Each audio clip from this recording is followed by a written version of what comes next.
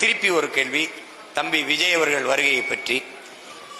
15 ஆண்டுகளாக அண்ணன் எடுத்து வைத்திருக்கிற கோட்பாடுகளை நீங்கள் பார்த்தீர்கள். மொழி குறித்தோ, இனம் குறித்தோ, இந்த இனத்தின் வரலாற்று குறித்தோ, இந்த இனம் தூக்கி சுமந்து வந்த துயரம் குறித்தோ ஒன்னும் இல்லை. இஸ்லாமிய சிறை கைதிகள் விடுதலையில் அவருக்கு ஏதாவது நிலைப்பாடு இருக்கா? இல்லை.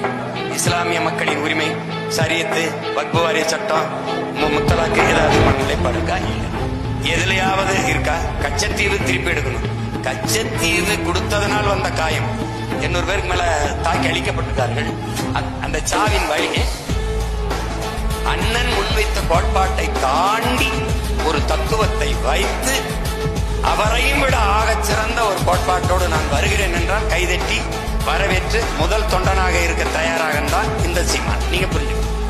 நீ ஒண்ணுமே இல்லாம ஆண்டோர்களும் சான்றோர்களும் இருந்து அரசியல் செஞ்ச இந்த நிலத்தில் உலகத்திற்கு பொதுமறை தந்த மக்கள், அறத்தின் வழி நின்று வாழ்ந்த மறவர் கூட்டம், எப்பேற்பட்ட இனத்தின் மக்கள், எவ்வளவு பெரிய பேரறிஞர் இருந்த இடத்தில், இந்த இடத்தில் இவ்வளவு பெரிய கோட்பாட்டை வைத்து இந்திய திராவிட சூழ்ச்சிகளால் தாழ்த்தி வீழ்த்தப்பட்டு உரிமை இழந்து அடிமைப்பட்டு கிடக்கிற தமிழ் சமூகத்தில் இனச்சாவில் இருந்து கத்தல் கதலில் இருந்து பிறந்த மகன் கருணாநிதி ஜெயலலிதா என்ற மிகப்பெரிய ஆளுமைகளை ஊழலுக்கு 1.5 ஆண்டுகளுக்கு மேலே சிறையில் இருந்து 220 வழக்குகளை போடப்பட்டு ஏறாத நீதிமன்ற படிக்கட்டில்லை, தொழில் செய்ய முடியாது, கடவுச்சீட்டில்லை, ஒரு நாட்டுக்கு பறந்து செல்ல முடியாது, எங்கேயும் போக முடியாது.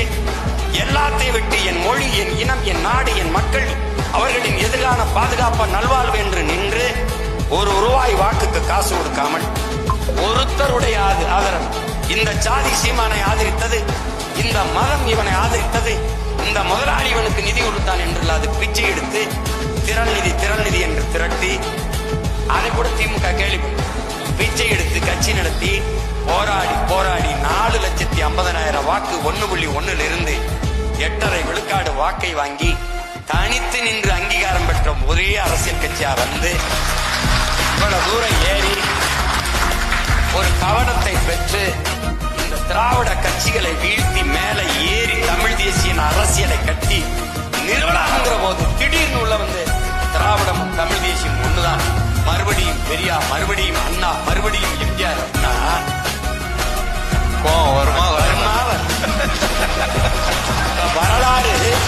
வரலாறு திரும்புதா, அங்கேயே சுற்றுதா. தம்பி, திமுகவின் தோற்றுனர் பேரறிஞர் அண்ணா, அதிமுக தோற்றுனர் ஐயா எங்க 2 பேரையும் படத்தை வச்சுக்கிட்டு எங்கிட்டு வரலாறு திரும்ப நீ தான் திரும்ப